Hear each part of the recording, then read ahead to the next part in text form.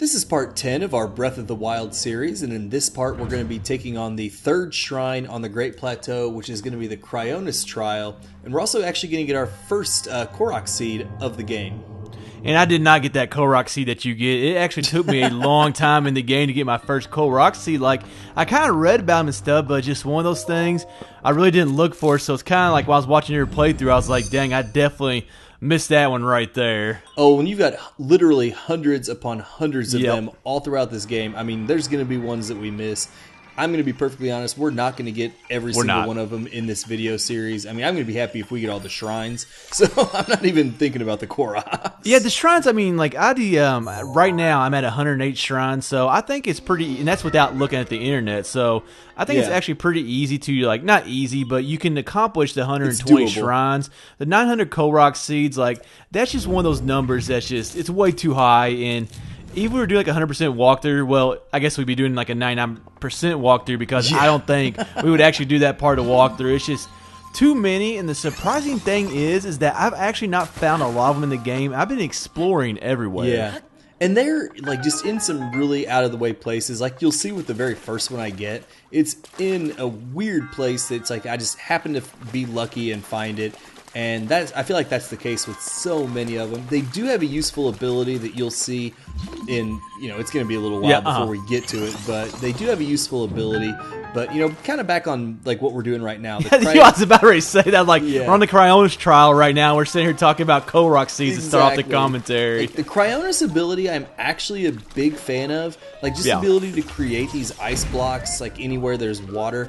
But I feel like I didn't use it a ton in this game outside of the shrines. Well, I definitely agree with you. Now, obviously, you have to be around water, or actually it has to be on water to use them. You're not on water, but the ability has to be on water. Yeah. And I kind of agree exactly with you. Like, it's a very cool rune, but I didn't find myself using it that much throughout the game, and I was a little bit disappointed because it was something that I didn't want to use to solve a lot of puzzles. So, Me too. One of those things, I think they could have had more puzzles in the game to utilize the capability. And I agree, and I think back to like Majora's Mask, and you get the ice arrows, and you can actually use them to freeze enemies and use them as blocks. Like I think of like Great Bay Temple is the perfect example because it's where you get the ice arrows. Yeah. And I thought they would use that more and more of like being able to like maybe freeze an enemy or something just to get across a gap. But other than like some of the rivers and stuff in the game or ponds, whatever, that you may not have the stamina to get all the way across, then you can use Cryonis to like slowly work your way across. I forget to do that a lot though. That happens because I haven't done it either, to be honest with you. Well, the thing is, you can create 3 of them, but you can actually go back and break the ones that you've already created. So you can get across a big river just by going back and breaking the ones and kind of keep on going forward. But I'm with you there too. Like, I ran out of stamina on rivers when I could have easily used Cryonis to get across them. So if I make those mistakes all throughout the game, just the simple ones that are kind of like right there in front of me. It really is, and we sit here and we talk about, hey, I wish there were more uses for Cryonis. It's like, well, there's a great use for it, and we both just literally forget about it sometimes.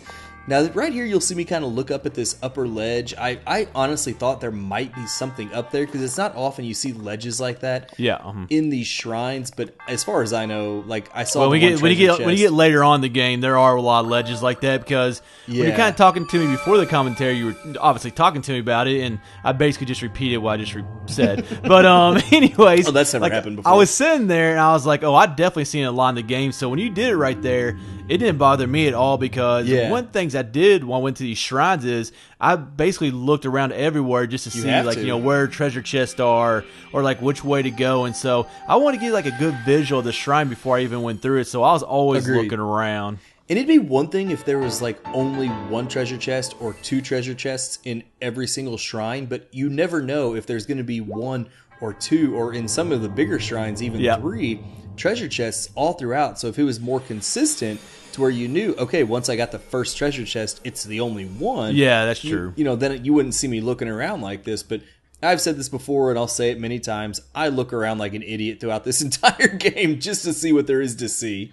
Well, I wasn't recording, so I can't really say anything. I know I've had an incredible game. I've not died at all. Pretty much everything I figured out, on my first thought, it's been my first instinction has been correct every single time. So basically just flying through the game. I can say stuff like that when I'm actually not showing my recorded gameplay. I know it was a long time before we started showing some of my gameplay in some of these games here recently. I got to realize I can't just sit here and make fun of yours anymore. But I really loved the view as soon as we walked out of that shrine, though. Actually, like you have the crescent moon out there and like the night sky. And don't get me wrong, I kind of hate walking around this game at night because of all the stall creatures that pop out and come after you. It's just too many.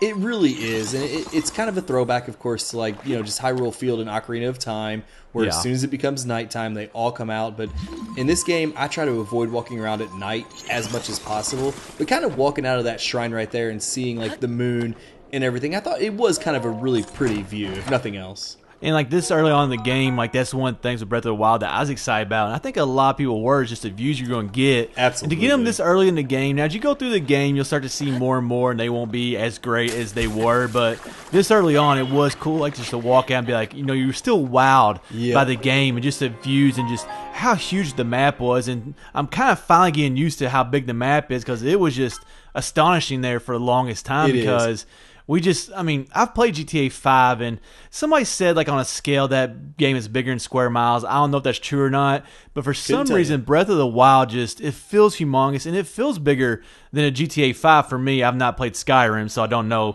the maps of those games, but... True, but there is a nice little article about open world games on our website if you want to check out twoguysPlayingZelda.com. There's a nice cheap plug for you, right? Way to plug the website right there. I like that. But I gotta tell you, man, you're sitting here talking about things being cool, and right when you're saying that, I fell into that ice cold water. And this early in the game, when you only have a few hearts, it is amazing how quickly that cold water killed you. Like, I mean, I fell in and I was dead within a couple of seconds, and that happens. Hopefully, it doesn't happen too much here in our videos, but it does happen. Like when you're in these colder climates and you've only got a couple hearts, you really have almost no time to recover and get back out of that cold water before your character dies. So you're going to see. We've talked before. You can see our deaths, and we're leaving them in there just because it's part of this game. The difficulty curve. You're going to die. Yeah, it's part of experimenting in this game. You're going to do something stupid and die. I got to admit, for only having 3 hearts, you took a lot of dangerous jumps. Now, I think one time you actually just missed the ledge, so that wasn't really your fault. But when you jumped off right there, I guess you were thinking that the snow was going to kind of cushion your fall. That's exactly But what like with 3 hearts, I was not taking jumps like that right there, because that's one of those things. Like I felt like in this game, you couldn't really fall very far before you really started hurting yourself. And kind of going along with that, when you like fall and then you roll, I guess that's realistic.